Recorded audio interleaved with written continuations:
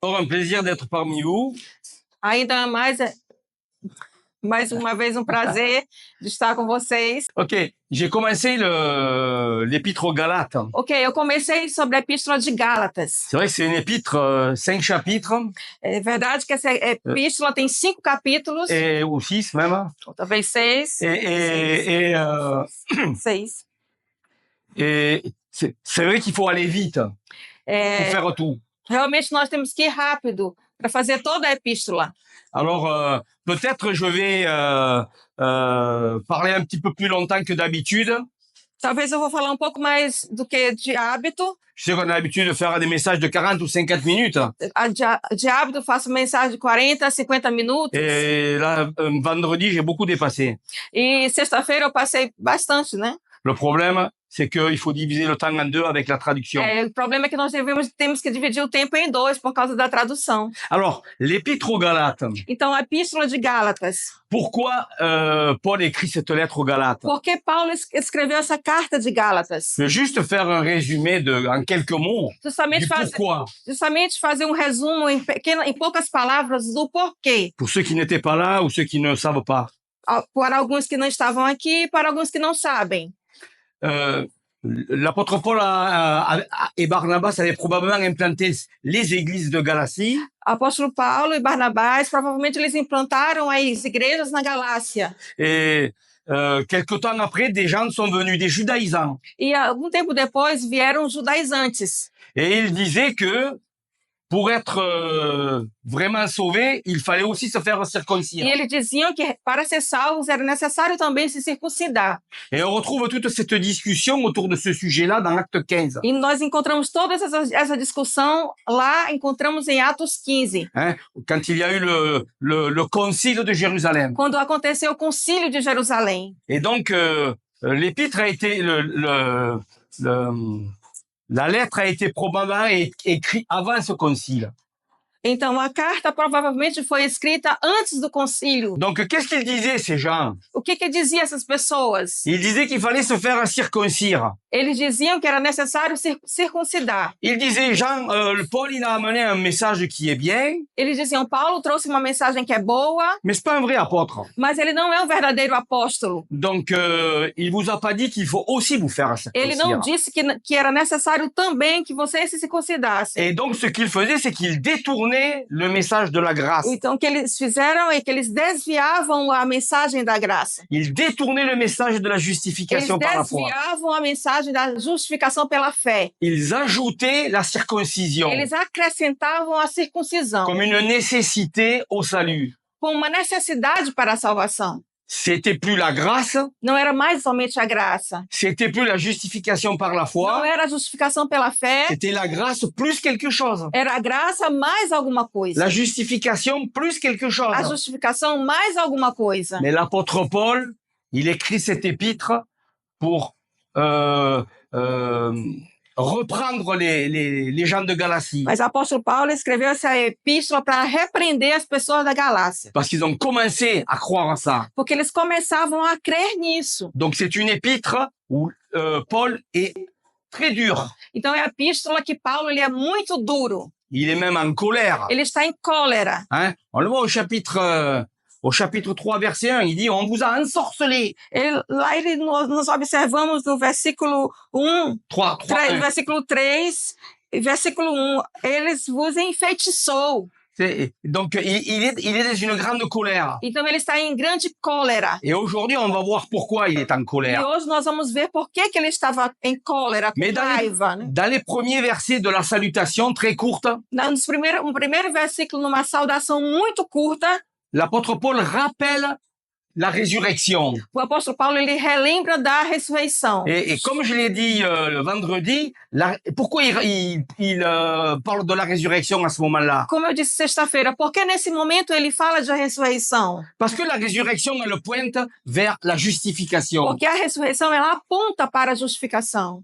Romains 4, 25 Romanos 4, 25 nous dit que Christ est ressuscité pour notre justification. Diz lá que Cristo nos ressuscitou para a nossa justificação. Donc, affirmer la résurrection, então, afirmar a ressurreição c'est affirmer la justification. é afirmar a justificação. Dieu l'a ressuscité, c'est lui qui l'a fait. Deus ressuscitou, foi ele que fez. C'est pas l'homme, il y est pour rien. Não é o homem. Et bien, pour la justification, c'est la même chose. Para a justificação é a mesma coisa. Donc, dès le début, l'apôtre Paul, il met les choses claires. Então, desde o início, o apóstolo Paulo coloca as coisas claras. Il veut montrer qu'on est justifié par la foi seul. Ele mostra que nós somos justificados pela fé somente. Toute l'épître parle de ça. Toda a epístola fala sobre isso. Donc, je vais souvent répéter les mêmes choses, Então, eu vou peut-être. frequentemente, talvez, repetir a mesma coisa. Parce que c'est le centre même du message. Porque é o centro aqui dessa mensagem. Et puis, encore dans cette introduction, il parle de la grâce et de la paix. E ainda, nessa introdução, ele fala da graça e da paz. La grâce qui est la source du salut, A graça que é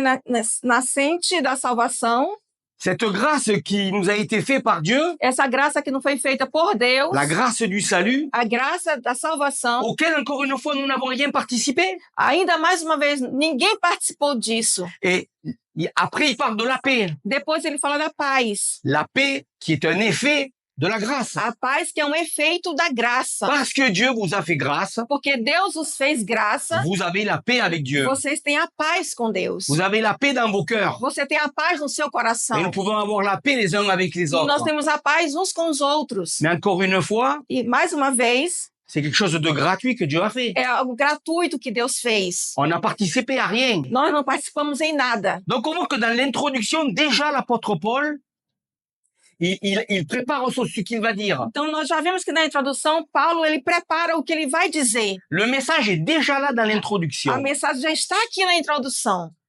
Et cet épître, je l'ai pas dit, mais cet épître commence avec la grâce de Dieu. Eu não disse antes, mas essa epístola começa com a graça de Deus. Ici, au chapitre 1, verset 3. Aqui no capítulo 1, versículo 3. Et il finit aussi avec la grâce de E Dieu. ele termina também com a graça de Deus. Vous savez, il y a un principe d'interprétation Vocês sabem que há um princípio de interpretação qui s'appelle inclusion ou inclusio en latin. que significa inclusão. Hein?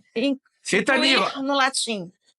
c'est-à-dire que un mot voilà, un passage qui commence avec un mot Significa dizer que uma passagem começa com uma palavra, et qui finit aussi avec un mot, que termina também com essa palavra. ça s'appelle une inclusion. Se chama uma inclusão. Et ça veut dire, ça nous donne le thème de ce qui est partagé. Então, isso nos dá o tema do que vai ser partilhado. Il y en a beaucoup dans la Bible. On ne le sait pas, on ne le voit pas des fois. Há muito na Bíblia sobre isso, e às vezes nós não vemos isso. Hein? Mais c'est une réalité pour l'Épître aux Galates. Mas isso é uma realidade para a Epístola de Gálatas. Elle commence avec la grâce et elle finit avec la grâce. Ela começa com a graça e ela termina com a graça. C'est une inclusion de 6 chapitres. É uma inclusão de 6 Et capítulos. ça nous donne le thème de cette lettre. E aqui nos dá o tema desta carta, La grâce de Dieu. a graça de Deus. Et tout le long, il va traiter de la grâce de Todo Dieu. ao longo da carta vai tratar sobre a graça de Deus. Alors, on peut commencer, si vous voulez, à lire Então le nós, chapitre 1. então nós vamos começar lendo no capítulo 1, Les versets 6 à 11. no versículo 6 até o versículo 11. Maravilhe-me de que tão depressa passasseis daquele que vos chamou a graça de Cristo para outro evangelho, o qual não é outro, mas há alguns que vos inquietam e querem transformar o evangelho de Cristo. Mas ainda que nós mesmos, ou um anjo do céu, vos anuncie outro evangelho, além do que já vos tenho anunciado, seja anátema. Assim como já vos dissemos, agora de novo também vos digo, se alguém vos anunciar outro evangelho, além do que já recebestes, seja anátema. Porque persuado eu agora a homens ou a Deus? Ou procuro agradar a homens? Se estivesse ainda agradando aos homens, não seria servo de Cristo. Mas faço-vos saber, irmãos, que o evangelho que por mim foi anunciado não é segundo os homens. Le but du diable, O objetivo do diabo c'est de détruire l'Église. é de destruir a igreja. Comment il va se prendre pour détruire l'Église? Como ele vai fazer para se ocupar para destruir a igreja? On est assez fort, nous aussi, pour le faire. Les hommes sont assez forts aussi pour détruire l'Église. Os homens também são bastante fortes para destruir uma Mais igreja. quelle est la stratégie du diable? Mas qual é a estratégia do diabo? Les fausses doctrines. falsas doutrinas. Tout le long, l'apôtre Paul, il reprend sur la question des fausses doctrines. Toda ao longo da Bíblia, apóstolo Paulo retorna sobre a falsa doutrina. Dans l'épître aux Éphésiens, chapitre 4, verset 14. No Efésios, capítulo 4, versículo 14. Mais je voudrais juste lire un verset dans 2 Timothée, Eu vou ler somente chapitre 4, les versets eu vou 3 et ler 4. versículo em 2 Timóteo, versículo 4. Porque virá tempo em que não sofrerão a sã doutrina, mas tendo comichão nos ouvidos, amontoarão para si doutores conforme as suas próprias concupiscências. Donc le but du diable, il aurait pu lire d'autres versets, mais bon, j'ai choisi celui-là. Mais le but du diable, comme je l'ai dit, c'est de détruire l'Église. Eu posso ler muitos outros versículos, mas o objetivo do diabo é de destruir a igreja. Rappelez-vous quand l'apôtre Paul parle aux anciens d'Éphèse. Vocês relembram quando o apóstolo Paulo fala aos anciãos de Éfeso? Dans Actes chapitre 20. Em Atos, no capítulo 20. Il dit, je m'en vais, mais il va venir un temps où il les met en garde contre les fausses doctrines. Eu irei, mas prestem atenção que virá falsas doutrinas. Il les met en garde contre les loups ravisseurs. Tenham atenção contra os lobos que estarão no meio de vocês.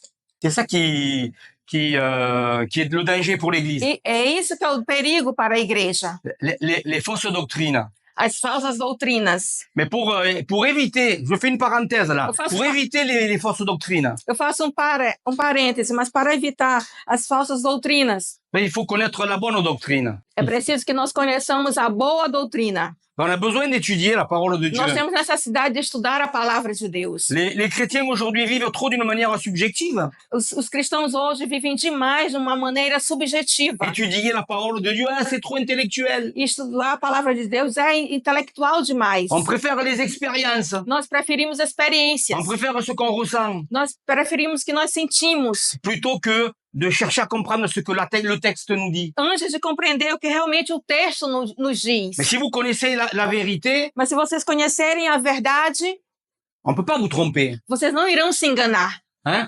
Si quelqu'un veut découvrir ce qu'est un gars qui fait des faux tableaux. Ou se alguém quer descobrir de uma pessoa que faz quadros falsos. Il y a des gens qui vont être des spécialistes de Van Gogh. E há pessoas que são especialistas em Van Gogh. Ils connaissent les tableaux de Van Gogh, sa peinture, son style. E conhecem os quadros de Van Gogh, o seu estilo próprio. Parce qu'ils connaissent Van Gogh, ils savent voir un faux tableau de Van Gogh. Porque eles conhecem Van Gogh, eles sabem reconhecer um quadro falso de Van Gogh. Parce qu'ils connaissent le vrai, ils peuvent voir le faux. Porque eles conhecem o verdadeiro, então eles podem saber qual é o falso. Si on connaît la bonne doctrine, on va connaître la fausse doctrine. Se nós conhecemos a boa doutrina, facilmente nós iremos conhecer a falsa doutrina. Donc, ce que je veux vous dire, je veux vous encourager, n'ayez pas peur d'étudier la Bible. E o que eu quero dizer aqui e encorajar vocês, não tenham medo de estudar a Bíblia. C'est pas intellectuel, c'est spirituel. Não é intelectual, é espiritual. Étudier la parole de Dieu, c'est spirituel. Estudar a palavra de Deus é espiritual. C'est dans la mesure que vous le connaissez, que vous connaissez la doctrine, que vous allez grandir spirituellement. Na medida que vocês conhecerem a doutrina, que vocês vão crescer espiritualmente. Je vais fermer la parenthèse bientôt là. Então, brevemente eu vou fechar aqui esse parêntese. Mais je pense que c'est fondamental. Mas eu penso que isso é fundamental. D'étudier la parole de Dieu. Estudar a palavra de Deus. Parce que c'est ça qui est le support de nos vies. Esse que é o suporte da nossa vida. Et si on ne connaît pas la parole de Dieu, on est balancé comme Paul dit à tout vent de doctrine. E se nós não conhecemos a palavra de Deus, nós iremos por todo o vento de doutrinas.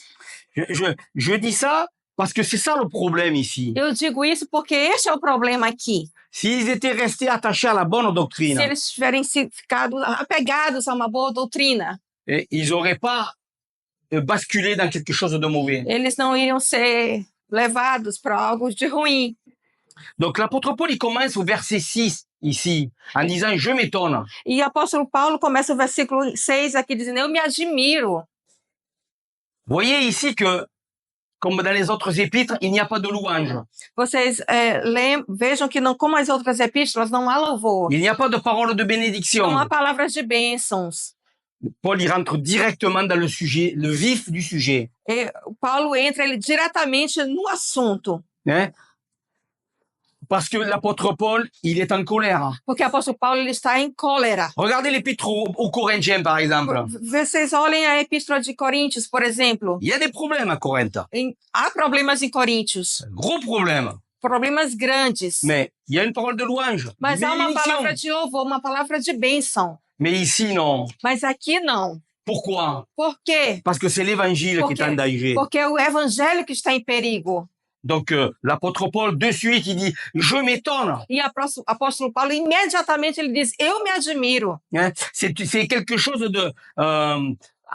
un grand étonnement. É como se ele dissesse, estou admirado, muito admirado. Hein? Il est comme si presque ça y allait couper la respiration. É como se para ele tivesse quase cortado a respiração dele. Il est surpris de voir comment les gens se sont tournés vers les judaïsants. Ele é surpreso como as pessoas se voltaram para os judaizantes. Mais on peut se poser la question, pourquoi ils se sont tournés vers les E judaïsants? a gente pode colocar as questões. Por que eles se voltaram para os judaizantes? Pourquoi on a toujours cette tentation vers le légalisme? Por que nós sempre temos essas tentações para ir para o legalismo? Parce que, comme je l'ai dit vendredi, nous sommes légalistes. Porque, como eu disse sexta-feira, nós somos legalistas. Nous sommes tous des légalistes. Todos nós somos legalistas. Tenez, si on prend une position, si on prend un sujet, si on parle de théologie, Se nós falamos de um assunto, por exemplo, se nós falarmos de teologia, tout le monde qui devient chrétien todos que se tornam cristãos est arminien. são arminianos. Vous comprenez ce que ça veut dire? Vocês compreendem o que significa Hein? dizer? C'est une position théologique. É uma posição teológica. Naturellement, nous sommes comme ça. Naturalmente, nós somos assim. Hein? Il y a personne qui devient chrétien et qui est calviniste ou réformé. E não há ninguém que se torna cristão e de repente ele já é calvinista. Non, on est tous, en se convertissant, un petit peu légalistes. Todos nós nos convertemos, nós somos um pouco, sim, legalistas. Mais c'est quelque chose qui reste jusqu'au plus profond de nous. Mas é algo que vem bem profundo em nós. Pourquoi ces gens-là se tournent vers le légalisme? Por que essas pessoas se desviam para o legalismo? Parce que c'est difficile d'accepter un évangile gratuit. Porque é difícil de aceitar um evangelho gratuito. On est toujours là. Mais qu'est-ce que je peux faire pour toi, Seigneur? Sempre nós estamos lá naquela situação. O que eu posso fazer por ti, Senhor? Mais le Seigneur, il dit, il n'y a rien à faire. E o Senhor diz, não tem nada, não tem que fazer nada. Juste marcher avec moi et me suivre. Só tens que andar comigo e me seguir. Mais nous, on veut produire quelque chose Mas pour nós Dieu. queremos fazer, nós queremos produzir algo para Deus. Donc le légalisme, c'est facile qu'il arrive dans nos vies. Então o legalismo facilmente ele chega na nossa vida. On a besoin de comprendre que la grâce de Dieu, c'est quelque chose de gratuit. Nós temos necessidade de compreender que a graça de Deus é algo gratuito. Ça se mérite pas, Isso não se merece, mais ça se démérite pas non mas plus. também não se desmerece, também não. Dieu nous a fait grâce Deus nos fez graça en Jésus-Christ. em Jesus Cristo. Et cette grâce, c'est un don gratuit. E essa graça é um dom gratuito. Et nous avons un problème avec la E gratuité. nós temos um problema com a gratuidade. On veut toujours rembourser. Nós queremos pagar. Tout le monde est comme ça. Todos são Tout le monde est assim. comme ça. Todos são assim. Même après, moi, ça va faire 50 ans que je suis chrétien, Todos são assim. Eu já faço 50 anos que eu sou cristão, mais je sais qu'au fond de moi, il y a toujours cette réaction mas eu sei que no fundo de mim é sempre essa reação de vouloir compenser quelque chose. de querer compensar alguma coisa. Comme si je devais rembourser Dieu. Como se eu pudesse reembolsar a Deus. Avec le temps, on change. Com o tempo, nós mudamos. Mais je me rappelle que plus jeune chrétien, Eu me lembro quando eu era jovem cristão, je prenais toujours des décisions pour faire plus. eu sempre tomava decisões para fazer mais. Comme chercher l'approbation de Dieu. Como se eu procurasse uma aprovação de Deus. Mais Dieu m'en a donné son approbation. Mas Deus é que vai dar essa... Não vai, L'approbation de Dieu se trouve en Jésus-Christ. Deus não vai dar essa aprovação, porque a aprovação de Deus se encontra em Jesus Et je Cristo. suis en E Jésus-Christ. eu estou em Jesus Et Cristo. vous êtes en Jésus-Christ. Vocês estão em Jesus Et vous Cristo. êtes approuvés de Dieu. Vocês são aprovados Et por Dieu Deus. n'attend pas que vous produisiez quelque chose. E Deus ele não espera que vocês produzam alguma coisa. Ces gens-là ont cru un mensonge. Então essas pessoas elas acreditaram em uma mentira. Il dit, après, il dit, vous vous détourniez. E depois ele diz, vocês se desviaram. Le mot grec, c'est mitatitemi. A palavra grega é mitatitemi. Ça signifie littéralement Significa literalmente amener dans un autre endroit. levar para um outro lugar. Dans l'épître aux Romains, dans l'épître aux Hébreux, au chapitre 11, verset 5, Na Epístola de Hebreus, no capítulo 11, versículo 5, il est parlé de Enoch. Ele falou de Enoque. Enoch qui a été enlevé. É Enoque que foi elevado. Enlevé de où à où? Ele foi levado de onde para onde? Il est enlevé de la terre au ciel. Da terra ao céu. C'est le même mot qui est employé. É a mesma palavra empregada aqui. Donc, qu'est-ce que faisaient les légalistes? O que faz o legalista? Et qu'est-ce qu'ont fait les Galates? E o que faz os Gálatas? Ils ont changé complètement. Eles mudaram completamente. Ils ont été amenés dans un autre endroit. Eles foram fossem levados para um outro lugar.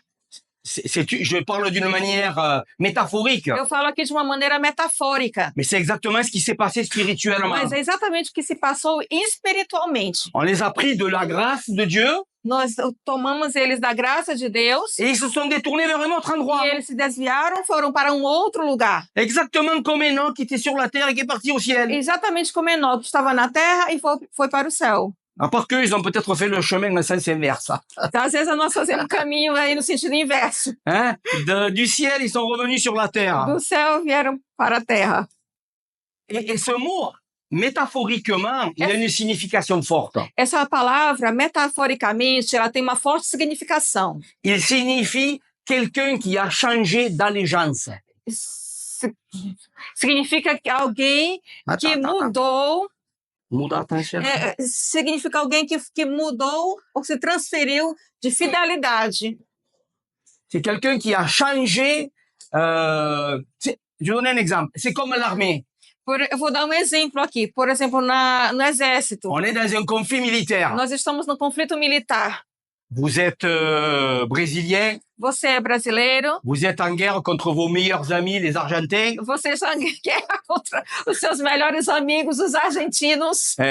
Et vous êtes dans l'armée, dans le conflit militaire. Você está no exército. Você está no conflito militar. Et puis un jour, vous décidez d'aller combattre avec les Argentins contre votre pays. E aí dia você vai decidir combater com os argentinos contra os brasileiros. C'est ça être déserteur. Esse é um desertor. Ils ont changé leur loyauté. Eles mudaram a sua lealdade. Ils étaient loyaux envers Dieu. Eles estavam leais. Ils ont abandonné cette loyauté. E eles abandonaram essa lealdade. Le mot, qu'est-ce qu'il veut dire? Ce sont des traîtres spirituels. E o que essa palavra quer dizer? Que vocês são des traîtres. Traidores espiritualmente. Ils ont trahi Dieu. Eles traíram Deus. Et quand l'apôtre Paul ici il continue, quando o apóstolo Paulo aqui ele continua, il dit qu'ils sont en train de quitter. C'est pas total. Ele diz aqui que vocês estão saindo. Não estão ainda não saíram totalmente. Le temps des verbes grecs montre que c'est pas total. O tempo do verbo aqui mostra que eles não saíram totalmente. Eles estão saindo. Mais ça montre aussi que c'est un choix de leur volonté. Mas mostra também que é uma escolha de vontade aqui deles. Donc ils se sont détournés. Então, ils ont trahi Dieu. Então eles se desviaram, eles traíram Deus. Et qu'est-ce qu'il dit dans ce passage? E o que diz aqui nessa passagem? Il dit qu'ils se sont rapidement, promptement, ils se sont détournés de celui qui les a appelés. Ele diz que eles se passaram prontamente, depressa, daquele que vos chamou. Là, je me rappelle, il y a des années en arrière que j'avais compris ce passage. Eu me lembro que há 10 anos atrás que eu compreendi essa passagem. Et je me disais, mais ils sont passés de la grâce au légalisme. E eu me perguntava, eles passaram da graça para o legalismo? Mais ce passage, il nous dit qu'ils ont abandonné Dieu. Mas essa passagem aqui nos diz que eles abandonaram Deus. Ce passage, il dit pas qu'ils ont abandonné la grâce. Essa passagem não diz que eles abandonaram a graça. Ce passage, il nous dit qu'ils ont abandonné celui qui les a appelés. E essa passagem nos diz que eles abandonaram aquele que os chamou. Écoutez, passer de la grâce au légalisme, c'est abandonner Dieu. Escutem, que passar da graça para o legalismo é abandonar a Deus. La grâce et la loi, ce sont deux choses opposées. A graça e a lei são duas coisas opostas. Vous savez tous comme moi que c'est impossible de mélanger l'huile et l'eau. Vocês sabem todos, como eu, que não podemos misturar a água e o óleo. Alors, vous mettez de l'huile, de l'eau et de l'huile, l'huile reste Se dessus. vocês colocarem óleo e água, o óleo fica embaixo. La densité de l'huile est plus légère, donc l'huile reste dessus. A densidade do óleo é mais leve, o óleo que fica em cima. Même si vous prenez, que vous secouez, Mesmo se vocês sacudirem, parce que vous l'avez déjà fait, vous voyez, ça fait des bulles dans l'eau. porque eu já fiz isso, faz bolhas na água, Et quand vous reposez, mas vocês deixam au repousando bout de quelques secondes, toute l'huile est remontée. e algum tempo depois, alguns minutos, o óleo fica em cima. Si vous essayez de mélanger la grâce et la loi, c'est la même chose. Se vocês tentarem misturar a graça e a lei, é a mesma coisa. Ça marche pas. Não C'est funciona. c'est une impossibilité. É uma impossibilidade. Et pourtant, ces gens-là voulaient faire ça. Portanto, essas pessoas aqui, elas fizeram isso. Le message des judaïsants, c'est bon, ok, vous avez été sauvés par la grâce, A mensagem dos judaizantes, sim, vocês foram salvos pela graça, mais vous avez besoin d'un peu de loi. mas vocês têm necessidade de um pouco de lei. Pas beaucoup, juste un peu. Não muito, mas um pouco, La circoncision. que é a circuncisão. Et peut-être d'autres choses aussi, les fêtes, les Ou sabbats. talvez outras coisas eles queriam colocar, as festas, os sábados. Et qu'est-ce que Paul dit? O que Paulo diz? Vous avez abandonné Dieu. Vocês abandonaram Deus. C'est une traîtrise envers Dieu. É um desprezo com Deus. C'est être un déserteur Você é um spirituel. desertor espiritual. C'est une faute grave. É uma falta grave. Et en plus, E mais ainda, il dit, celui qui vous a appelé, vous vous êtes promptement, vous détourniez si promptement de celui qui vous a appelé. ele diz ainda, vocês que foram chamados, vocês se desviaram prontamente daquele que vos chamou. Ici, il parle de l'appel. Aqui eles falam do chamado. Hein? C'est Dieu qui nous a appelés. É Deus que nos chamou. Et en disant qu'il nous a appelés, il met l'accent sur quoi? E dizendo que ele nos chamou, nós colocamos em ênfase o quê? Il ne met pas l'accent sur le fait que moi j'ai dit oui ou non, Ele não coloca ênfase no efeito do que eu digo sim ou não. mais il met l'accent sur l'appel de Dieu. Mas ele coloca ênfase no chamado de Deus. C'est parce qu'il nous a appelés que nous croyons. É porque ele nos chamou que nós cremos. Ce passage-là, il y a tellement de vérités profondes que c'est inimaginable. Essa passagem aqui há tantas mensagens importantes, inimagináveis. Hein? Ici, il nous parle de l'appel de Dieu. Aqui nos fala do chamado de Deus. C'est un appel. L'appel de Dieu, c'est toujours dans le Nouveau Testament. Quand Dieu appelle, c'est toujours un appel irrésistible. Sempre o chamado no Novo Testamento, quando Deus nos chama, é um chamado irresistível. Ce que l'apôtre Paul, ici, en parlant de l'appel, il souligne l'appel inconditionnel de Dieu. Quando Deus fala aqui, ele fala nesse chamado incondicional de Deus. Derrière cette notion de l'appel, il y a aussi une notion de la grâce. Atrás dessa noção do chamado, há também uma noção da graça. Pourquoi Dieu les a appelés? Por que Deus os chamou? Parce qu'ils le méritaient? Porque você merece? Non. Não. C'est un appel par grâce. É um chamado por graça. Ceux qui disent, mais Dieu, il appelle les gens parce qu'il savait que Aí ils allaient croire. pessoas que dizem assim, Deus chamou as pessoas porque eles sabiam que eles iam crer. C'est plus un appel par grâce, ça. Isso não é um chamado por graça. Ça, ça s'appelle une rétribution. Isso se chama retribuição. L'appel de Dieu, c'est un appel efficace. O chamado de Deus é um chamado eficaz. Pourquoi Dieu m'a appelé moi? Porque Deus me chamou a mim. Moi, si vous saviez qui j'étais, Se você soubesse quem eu era, vous n'aurez pas parié, comment dire, jouer sur moi de l'argent, ou tu sais. vocês não iriam, acho que, se agradar de mim. Non. Mais Dieu m'a appelé. Mas Deus me chamou. Mais pas parce qu'il y avait quelque chose de bon en moi. Mas não porque tinha algo de bom em mim. Il m'a appelé à cause de lui, pas à cause de moi. Ele me chamou por causa dele, não por causa de mim. L'appel de Dieu, il est pourquoi? O chamado de Deus, ele está por quê? Réfléchissez bien, Dieu, il vous a appelé pourquoi? Reflitam bem, Deus os chamou por quê? Parce que vous étiez bien? Porque vocês são bons? Parce que vous étiez des gens formidables? Porque vocês são pessoas formidáveis? Ou parce qu'il est un Dieu de grâce? Ou porque ele é um Deus de graça? Si Dieu ne nous avait pas appelés avec cet appel Se irrésistible, Deus não nos chamou com esse chamado irresistível, il n'y a aucun ici qui serait chrétien. Ninguém aqui seria cristão. Aucun. Ninguém aqui. Lisez bien Éphésiens chapitre 2, versets 1 et 2. Leiam bem Efésios capítulo 2, versículo 1 e 2. Hein? Il est clair que nous étions morts spirituellement. É claro lá que nós éramos mortos espiritualmente. Et si vous êtes mort, vous pouvez pas répondre à un appel, ok? Se vocês são mortos, você não pode responder a um chamado, ok? Si vous êtes mort, vous pouvez pas prendre de décision. Se vocês estão mortos, vocês não podem tomar decisões. Et il dit qu'on était des rebelles. E ele diz que nós éramos rebeldes. On était des ennemis de Dieu. Nós éramos inimigos de Deus. Mais le passage, il continue, il dit, mais Dieu, Mas a passagem continua e diz, mas Deus, c'est Dieu qui l'a fait. Deus que fez. Même l'apôtre Paul, il dit, avec la loi, son légalisme, même, c'est Dieu qui l'a E fait. esse apóstolo Paulo, com todas as leis que ele tinha, todos os legalismos dele, Deus é que fez. Même avec tous ses efforts qu'il a fait. Mais C'est on- Dieu qui l'a appelé. Todos os esforços que ele fez antes, mas Deus que o chamou. Regardez l'apôtre Paul sur le chemin de Damas. Vocês se lembram de apóstolo Paulo, do caminho de Damasco? Si vous pensez que c'est parce qu'on a des bonnes dispositions que Dieu nous appelle, Se vocês pensam que é porque nós temos boas disposições que Deus nos chama, l'apôtre Paul, est-ce qu'il voulait devenir chrétien, lui? o apóstolo Paulo, ele queria ser cristão?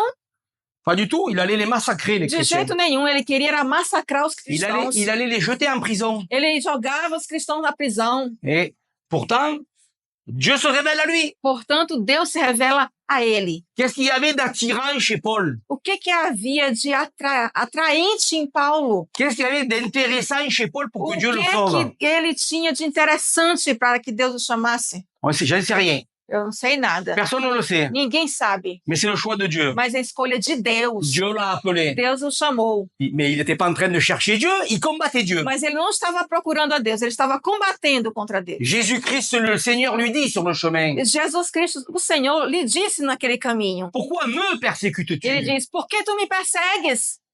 Le salut, l'appel, il est de Dieu. A salvação, o chamado, ele é de Deus. Et en parlant de l'appel ici, c'est de ça qu'il parle. E falando de chamado aqui, é disso que ele fala. L'appel, c'est un appel par grâce. O chamado é um chamado por graça. Et c'est un appel pour marcher aussi, donc, dans cette grâce. E é um chamado também para andar nessa graça. Mais malgré le fait qu'ils ont été appelés par la grâce de Dieu sans rien mériter, Apesar do fato que eles foram chamados pela graça de Deus sem nada merecer, ils ont quitté l'évangile. eles deixaram o evangelho. Et l'apôtre Paul, il leur dit, E o apóstolo Paulo disse isso. vous êtes en train de passer à un autre E eles évangile. estavam passando para um outro evangelho. Et au début du verset 7, il reprend, non qu'il y ait un autre évangile. E no início do versículo 7, ele diz, ele retoma, o qual não é outro evangelho, não é outro evangelho. Vous avez remarqué que dans ce passage, il y a 2 fois le mot autre. Vocês olhem, observaram que nessa passagem, 2 vezes a palavra outro, Mais ce sont 2 mots différents. são 2 palavras diferentes aqui. Il y a 2 mots pour autre en grec. Há 2 palavras para outro em grego. Enfin, il y en a peut-être d'autres. J'en Tá- connais 2. Talvez há outras, mas eu conheço 2. Mais ici, il y en a 2. Aqui há 2. Il parle de hétéros, Ele fala de heteros, hein, un mot qu'on connaît quand Uma- on emploie souvent hétérosexuel, par exemple. por exemplo, é uma palavra que nós conhecemos quando nós já falamos heterossexual, por exemplo. Qu'est-ce que ça veut dire, hétéros? O que significa heteros? C'est un autre différent. Significa que é um outro diferente. Hein?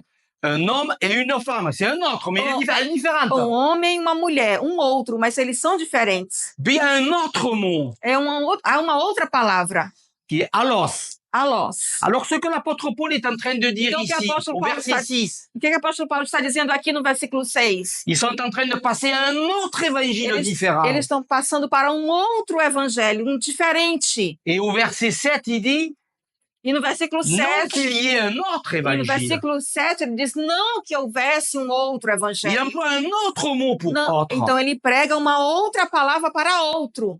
Le mot qu'il emploie, c'est allos, Então a palavra que é empregada aqui é alós, qui est un autre mais le même, que é um outro, mas é o mesmo. de la même qualité, de la même Da nature, mesma qualidade, da mesma natureza, numériquement différent. mas numericamente diferente. Et qu'est-ce qu'il dit? O que ele diz então? Il n'y en a pas un autre d'évangile Non. qui serait différent. Não há um outro evangelho que seria diferente. Il n'y en a pas un autre non plus qui serait le même. E não há um outro também não que seria o mesmo. Il n'y en a pas, il n'y en a qu'un. Não há nenhum outro, há um. C'est celui qui leur a annoncé. É esse que foi anunciado. Le mot, pour vous donner un exemple, ce que ça signifie, alos, Há uma palavra para dar o exemplo do que significa alós. quand Jésus, dans l'évangile de Jean, Quando Jesus, no Evangelho de João, chapitre 14 et verset 16, capítulo 14, versículo 16. Jésus il dit, je vous enverrai un autre E consolateur. quando Jesus disse, eu vou enviar um outro consolador. Rappelez-vous bien de ça, vous pourrez en parler avec les témoins de Jéhovah quand ils viendront taper à votre porte. Vocês relembrem bem disso, que vocês podem falar com os testemunhos de Jeová quando vierem bater na sua porta. Hein? Il dit, je vous enverrai un autre consolateur. Enviarei um outro consolador. C'est un autre alos.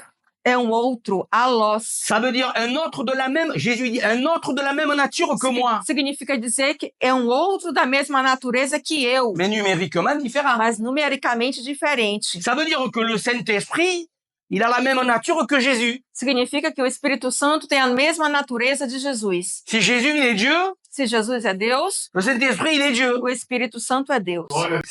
C'est pas une puissance comme ils disent. Les témoins de Jéhovah disent que c'est une puissance E não é um poder agissante.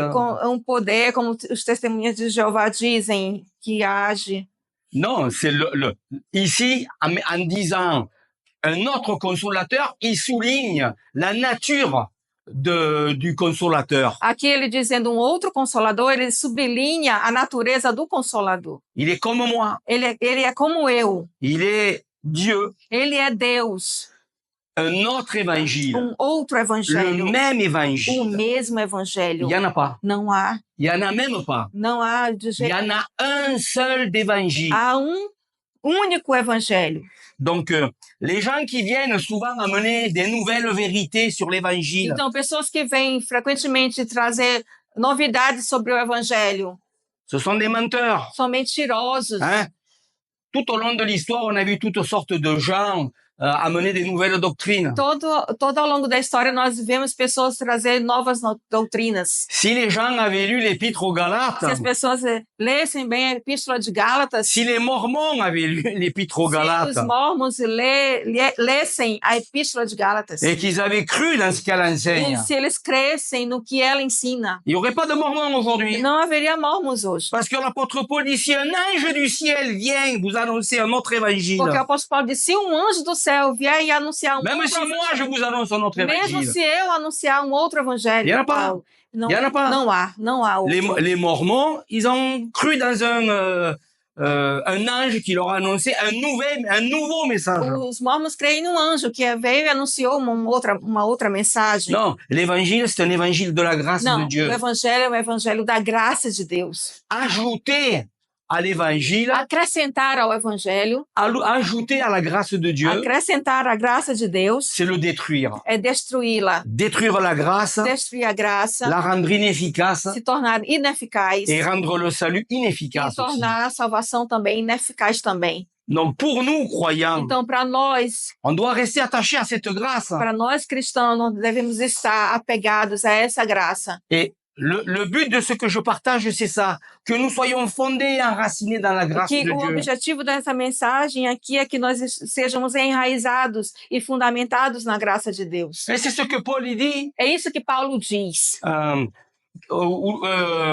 Il dit à Timothée d'être enraciné, fondé et enraciné dans la grâce de Dieu. Ele diz para Timóteo que você seja enraizado, fundamentado na graça de Deus. C'est parce que c'est quand on est fondé et enraciné dans la grâce de Dieu qu'on peut tenir ferme. Como nós estamos enraizados, fundamentados na graça de Deus, nós só podemos ficar firmes. Ce n'est pas une question de doctrine. Isso não é uma questão de doutrina. C'est pas là, il parle de la doctrine de la grâce. Ah, ele fala da doutrina da graça. Oui, mais c'est pas une doctrine. Sim, mas não é uma doutrina. C'est la personne même de Dieu. É a pessoa mesmo de Deus. C'est ce que Dieu est au plus profond de lui-même. É o que Deus tem no mais profundo dele mesmo. Le passage peut-être le plus extraordinaire pour moi de l'Ancien Testament. Talvez a passagem mais extraordinária para mim do Antigo Testamento C'est dans le livre de l'Exode. é no livro de Êxodo, Je pense que c'est chapitre 34, verset 5. que é o capítulo 34, versículo 5 ou 6. Hein? Et où Dieu parle de lui-même. Quando Deus ele fala dele mesmo. Il dit qui il est. Ele diz quem ele é. Il parle de bonté, d'amour, Ele de fala de, bienveillance. ele fala de bondade, de amor, de benignidade. Hein? Il dit qu'il est un Dieu de grâce et d'amour. Ele diz que ele é um Deus de graça e de amor. Et qui renouvelle cette grâce, cet Et- amour jusqu'à 1000 générations. E ele renova essa graça e esse amor a 1000 gerações. Dieu nous parle de lui et qu'est-ce qu'il dit? E Qu'il est plein de grâce. Deus, ele fala dele mesmo. O que ele diz a nós? Que ele é cheio de graça. Hein? Donc, c'est ça qu'on a. Cette grâce, on a besoin de la connaître. Então, essa graça, nós teremos necessidade de conhecê-la. Je sais que pour beaucoup d'entre vous, ce que je dis, vous l'avez déjà entendu en partie. Talvez muita coisa do que eu já disse aqui, muitos de vocês já ouviram em algum lugar. Depuis 20 ans, j'en ai beaucoup parlé. E depois de 20 anos aqui, eu já falei muito sobre isso também. Mais on a besoin d'être enraciné. Mas nós temos necessidade de sermos enraizados. Et souvent, l'hérésie, Frequentemente, a heresia c'est quelque chose qui est très proche de la vérité. é algo que é bem próximo da verdade. Des fois, il n'y a pas grande différence Às vezes, não há grande diferença entre la vérité entre a verdade et une erreur. e um erro. Des fois, les gens ne se rendent même pas compte. Às vezes, as pessoas mesmo não se dão conta. Récemment, j'ai vu, récemment, il y a peut-être 2 ans, j'ai vu une vidéo sur Instagram. Há uns 2 anos atrás, eu vi um vídeo no Instagram. Une jeune femme, 25 ans peut-être, qui expliquait la Trinité. Uma jovem mulher, talvez de 25 anos, que ela explicava sobre a Trindade. Et puis, je regardais les commentaires, j'étais pas d'accord avec elle, Eu não fui de acordo com ela, je regardais les commentaires, e eu olhei os comentários, et des gens disaient, ah, c'est la première fois que je comprends la Trinité. e as pessoas diziam, a primeira vez que eu compreendo sobre a Trindade. Mais le problème, c'est que c'est pas ça la Trinité. Mas o problema não é esse, a Trindade. C'est une hérésie. Isso é uma heresia. Si je dis, je donne comme exemple, Eu dou como exemplo. si je dis que la Trinité, il y a un seul Dieu et qui se manifeste de 3 manières Se eu différentes, digo se a Trindade é um só Deus e que se manifesta de 3 maneiras diferentes, une fois il est le Père, uma vez ele é o Pai, une fois il est le Fils, uma vez ele é o Filho, et une autre fois il est le e Saint-Esprit. uma outra vez ele é o Espírito Santo. Est-ce que ça, c'est la Trinité, ça? Essa é a Trindade, é isso? C'est pas la Trinité, ça. Isso não é a Trindade. La Trinité, c'est pas un Dieu qui se manifeste en 3 A personnes. Trindade não é um Deus que se manifesta em 3 C'est un Dieu pessoas. qui est en 3 É personnes. um Deus que é 3 Il y pessoas. a 3 personnes en Dieu. Há 3 pessoas C'est em pas des Deus. manifestations. Não são manifestações. Dieu, il a pas comme s'il avait 3 costumes. É como se ele não há 3 vestimentas. Il n'est pas comme si, par exemple, il met le costume de Batman, É como se ele vestisse vestisse de Batman, un autre moment, il met le costume de Superman, depois ele se veste de Superman, et après, il met le costume de Spider-Man. e depois ele se veste de Spider-Man. Les gens, ben, je caricature. Não, eu faço uma caricatura Mais aqui. c'est pour que vous compreniez. Mas é para que vocês compreendam. La Trinité, c'est le Père, A Trindade é o Pai, une personne, uma pessoa, le Fils, une o personne, Filho, uma et pessoa, le Saint-Esprit, une o personne. Espírito Santo, Mais uma pessoa. une seule et même essence.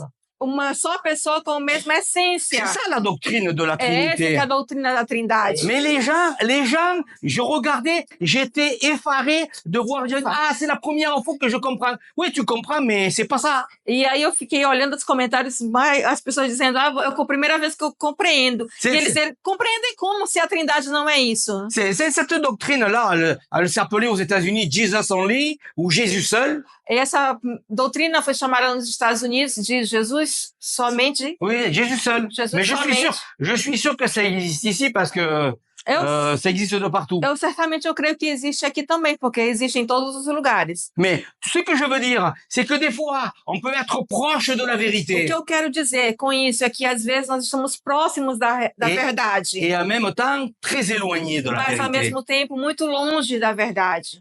Dire, ouais, je crois en Jésus-Christ et dans le salut par grâce, Dizer assim, eu creio em Jesus Cristo, na salvação por graça, et que j'ajoute quelque chose. mas quando eu acrescento algo, Je suis proche de la vérité, mais je suis très loin de la eu vérité. estou próximo da verdade, mas muito longe da Et on verdade. est en train de pervertir cette vérité. Então nós estamos pervertendo essa verdade. Mais l'apôtre Paul, il dit que, Mas o apóstolo Paulo diz, il emploie un autre mot. Il dit, non pas qu'il y ait un autre évangile, mais il y a des gens qui vous troublent. Ele diz no versículo 7, não é que há outro evangelho, mas há pessoas que vos enganam, hein, qui vous troublent et qui vous altèrent. querem transformar. Le mot troubler, si vous voulez, pour dire simplement, c'est comme des gens qui vont être secoués. A palavra é enganar, se vocês quiserem entender bem, é que alguém que é Hein, sacudido, quelque chose qui est ébranlé. que é Ébranlé. sacudido. Ouais, secoué. Comme ça, Sacudido, ouais, é. c'est ça. Hein? Et puis, un peu plus loin, il emploie un autre mot. Il dit des gens qui veulent altérer l'évangile. E mais na frente ele diz outras palavras, pessoas que querem transformar o evangelho. Vous connaissez Saint Jérôme, le Você- saint de celui qui a traduit la Bible en latin, la Vulgate. Vocês conhecem São Jerônimo, né? Ele que traduziu a Bíblia em latim. Hein? Jérôme, il a dit quelque chose par rapport à ce mot. Jerôme, ele diz algumas coisas em relação a essa palavra. Il a dit, le sens littéral, ça veut dire mettre derrière ce qui est devant. Ele diz que literalmente é colocar atrás o que está na frente Et mettre devant ce qui est derrière. e colocar na frente o que está atrás. Donc, ce que les judaïsants y prêchaient, Então, o que os judaizantes pregavam c'était un renversement du salut. é transformar essa salvação, Un renversement de l'histoire du salut. transformando a história de salvação. C'est ça qu'ils faisaient. É isso que eles faziam. Ajouter quelque chose à la grâce de Dieu, c'est un renversement. Acrescentar algo à graça de Deus, e inverter.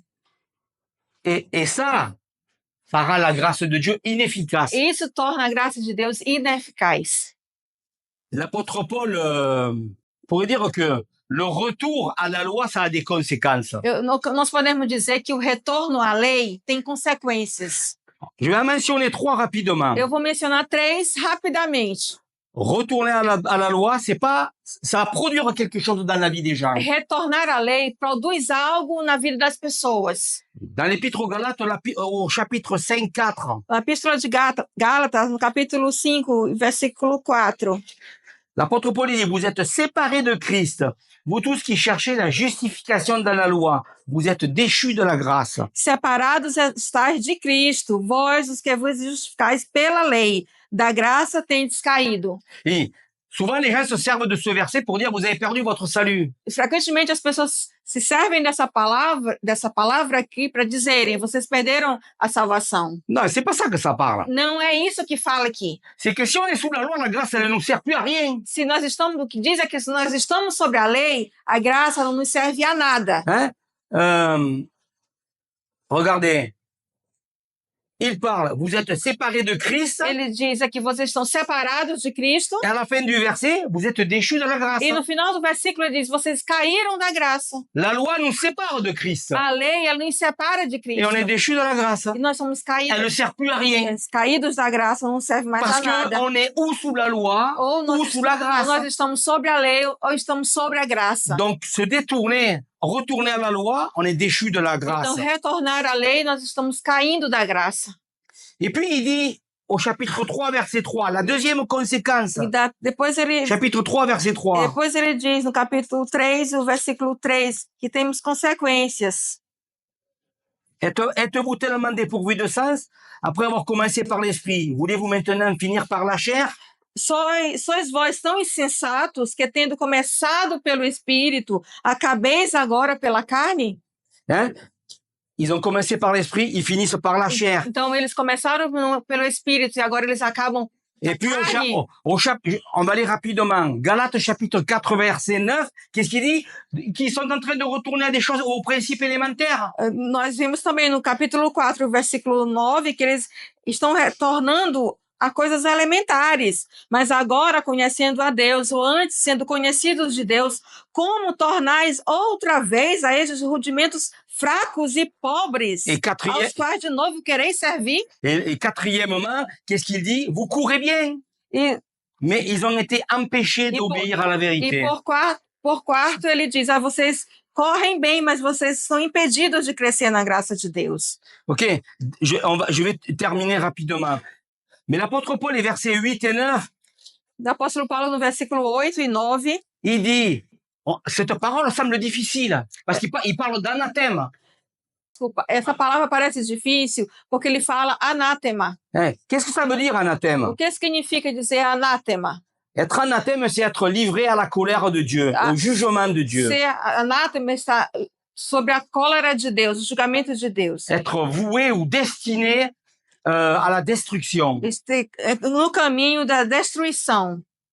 C'est quand même terrible comme parole. É terrível isso como palavra. Mais la parole est aussi terrible que ce que les gens font. Mas a palavra é tão terrível quanto o que as pessoas fazem. Pour que l'apôtre Paul lance un anathème aux gens, Por que o apóstolo Paulo lança que as pessoas serão anátemas? il faut que le problème soit énorme. É porque o problema era enorme. Là, c'est quelque chose qui aurait pu faire renverser, basculer complètement le christianisme. Era algo que iria inverter totalmente o cristianismo. Si, comme je l'ai dit vendredi, Como eu disse sexta-feira, cette lettre, si elle n'avait pas existé, se essa carta ela não existisse, le christianisme serait resté une secte juive. o cristianismo ele se tornaria uma seita judaica. Et aujourd'hui, on a cette lettre parce que Dieu voulait qu'on soit clair sur la question de la grâce de Dieu et du rapport entre la loi et la grâce. Então, Deus nos enviou essa carta para nos tornar claro sobre a graça de Deus, sobre a lei. L'apôtre Paul, il lance un anathème, mais il s'inclut dedans. O apóstolo Paulo, ele diz, vocês serão anátemas, mas ele se inclui dentro disso. Il dit même, si un ange, ou même moi, ele diz aqui, mesmo se um anjo, até mesmo eu, vous annonce notre vos évangile, anunciar um outro evangelho, qui soit voué à la perdition, au jugement de Dieu. que vá à perdição, que vá para o julgamento de Deus. Il faut que le problème soit énorme pour qu'il puisse dire ça. Então seria necessário que o problema aqui fosse enorme para ele dizer isso aqui. Et puis, il termine son passage au verset 10. Então, depois ele termina essa passagem no versículo 10. Ces gens-là accusaient l'apôtre Paul. Porque essas pessoas, elas estavam acusando o apóstolo Paulo. De ne pas être un bon apôtre. De não ser um bom apóstolo. Ou de prêcher un évangile facile. Ou de pregar um evangelho fácil. Et donc l'apôtre dit, et maintenant, est-ce la faveur des hommes que je désire ou celle de Dieu? Então ele diz assim, e agora, eu procuro agradar a homens ou a Deus? Est-ce que je cherche à plaire aux hommes? Eu procuro agradar a homens? Si je plaisais encore aux hommes, je ne serais pas serviteur de Christ. Se eu agrado a homens, eu não serei servidor de Cristo. On a accusé l'apôtre Paul de chercher l'approbation des gens. Então, eles acusavam o apóstolo Paulo de procurar a aprovação das pessoas. Ou d'être un opportuniste. Ou de ser um oportunista. De donner un message, mais qui n'était pas le vrai message. De dar uma mensagem, mas que não é uma mensagem verdadeira. Mais l'apôtre Paul, qu'est-ce qu'il dit? Je cherche pas à plaire aux hommes. E o que o apóstolo Paulo diz aqui? Eu não procuro agradar a homens. Le but de Paul, c'était de prêcher le message de Dieu. O objetivo de Paulo é de pregar a mensagem de Deus. Chercher à plaire à Dieu, c'était prêcher le message. Procurar agradar a Deus é pregar a mensagem. Prêcher le message de la grâce. Pregar a mensagem de graça. L'apôtre Paul, il cherchait pas à plaire à qui que ce soit. E o apóstolo Paulo, ele não procura agradar qualquer pessoa que seja. Parce qu'il était serviteur de Dieu. Porque ele é servo de Deus. Et un serviteur, le mot serviteur qui est employé ici, c'est le mot doulos. E servo, a palavra que é empregada aqui é a palavra em grega doulos. C'est un mot qui veut dire esclave. É uma palavra que se diz que ele é escravo. Donc un esclave, il fait ce que son maître lui dit. Então o escravo faz o que o seu mestre lhe diz. L'apôtre Paul, il cherchait pas ses propres intérêts. O apóstolo Paulo, ele não procura seus próprios interesses. Regardez aujourd'hui. Vocês olhem hoje. Combien d'églises proposent toutes sortes de choses. Quantas igrejas não propõem toda sorte de coisas? On propose de la bonne musique. Você propõe boas músicas. Je suis pas contre la musique. Olha, contre la bonne musique. Eu não sou contra a música, não sou contra a boa música. Mais quand l'église consiste juste en faire du marketing, de la bonne musique, une belle salle, que des choses qui sont pour attirer les gens. Mas quando as igrejas procuram ter uma boa música, fazer marketing, né? Para agradar, atrair as pessoas. Et que au final, il n'y a pas le message. E que no finalmente não há uma mensagem. Que c'est juste quelque chose pour attirer les gens. Que é somente algo para atrair as pessoas. Pour chercher la faveur des gens. Para procurar o favor das pessoas. On dilue le message, Então a gente dilui a mensagem. hein, on dilue le message A gente pour attirer les gens. dilui a mensagem para atrair as pessoas. Les églises les plus grandes, ce sont pas celles qui ont le meilleur message. Então as maiores igrejas não são aquelas que têm as melhores mensagens. Je vais dire que la plupart du temps, c'est exactement le contraire. Eu posso até dizer que a maior parte do tempo é o contrário. Il y a des églises où il y a 20 000 personnes aux États-Unis. A igreja que tem 20 mil pessoas nos Estados Unidos. Mais quand je lis ou que j'entends les pasteurs prêcher, Mas quando eu leio ou que eu escuto os pastores pregando, je me dis comment ça se fait qu'il y a tant de monde qui va là. mas como que acontece que tantas pessoas que vão lá nessa igreja? Que c'est comme à l'époque romaine. Como foi isso? É como na época dos romanos. César qui avait dit des jeux et du cirque. É como César dizia, o pão e circo. C'est ça. Des jeux et du cirque pour attirer les gens. Os jogos, os circos, para atrair as pessoas. Aujourd'hui, on fait tout pour attirer les gens. Então hoje nós fazemos de tudo para atrair as pessoas. Ce qui devrait faire venir les gens à l'église, O que deve c'est le message. O que deve ser atraente, atrair as pessoas na igreja é a mensagem. C'est pas s'il y a des bonnes lumières sur l'estrade, le stage. Não é que há boas iluminações ali no palco, S'il y a de la bonne musique. não é que tenha boas músicas, S'il y a un bon show. é um bom show. Hey, l'église, c'est pas un show. Olha, a igreja não é um show. On vient là pour adorer le Seigneur. Nós estamos vindo para a igreja para adorar ao Senhor. C'est pas la louange ou la musique, c'est pas le but. O louvor, a música não é o objetivo. Le but, c'est Dieu et sa O gloire. objetivo é Deus e a sua glória. L'apôtre se défend de ça. Je cherche pas l'approbation des Então o hommes. apóstolo Paulo ele se defende aqui. Eu não procuro a aprovação dos homens. Je suis serviteur de Eu Dieu. sou servo de Deus. Je prêche Eu l'évangile. prego o evangelho. Nous sommes les enfants de Dieu. Nós somos filhos de Deus. Dieu nous a fait grâce en Jésus-Christ. Deus ele nos fez graça em Jesus Cristo. Nous devons marcher comme l'apôtre Paul. Ne cherchons pas l'approbation des gens. Então vamos andar como o apóstolo Paulo. Não vamos procurar a aprovação dos homens. Marchons avec Dieu. Vamos andar com Deus. Marchons dans la grâce de Vamos Dieu. andar na graça de Deus. Même s'il y a des contradicteurs, Mesmo se há contradições, c'est pas grave. não é grave isso. Le message, il est A fondamental. mensagem é que é fundamental. Le message de cette épître est essentiel A pour nous. mensagem desta epístola é essencial para nós. Que l'on soit libre Que nós sejamos livres de toute influence du monde, de todas as influências do mundo, libre de toute influence légaliste. de todas essas influências legalistas. L'apôtre Paul, on en parlera plus tard. L'apôtre parle de la liberté. Mais tarde nós falaremos sobre isso, que o apóstolo Paulo fala sobre liberdade. Si vous avez des choses à faire pour Dieu, Se vocês têm coisas a fazer para si Deus, vous pensez que vous devez accomplir des choses, se vocês têm que cumprir coisas, vous vous privez de votre liberté. vocês se privam dessa liberdade. Parce que Dieu, il est déjà satisfait. Porque Deus ele já está satisfeito. Je vais terminer. Bon, ce que je vais dire, j'ai pas pensé à. Eu vou, J'avais pas pensé, mais je vais le dire maintenant. eu vou terminar aqui. O que eu estou dizendo, eu não havia pensado dizer antes, mas eu estou dizendo. Jésus-Christ, il est présenté comme le souverain sacrificateur. Jesus Cristo ele foi apresentado como o soberano sacerdote. Hein?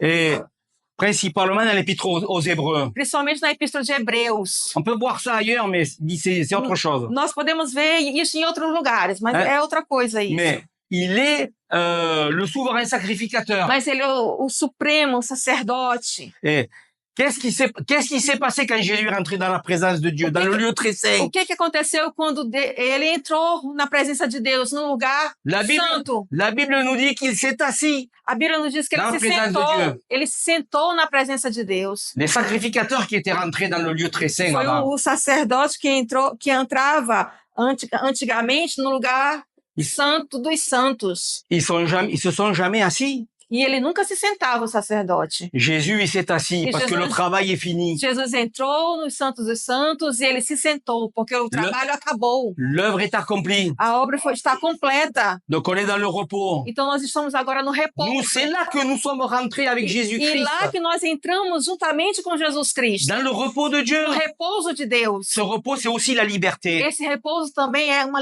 completamente da obra de Et Cristo. que vous n'avez rien à prouver à Dieu. E que você não tem nada para provar a Deus.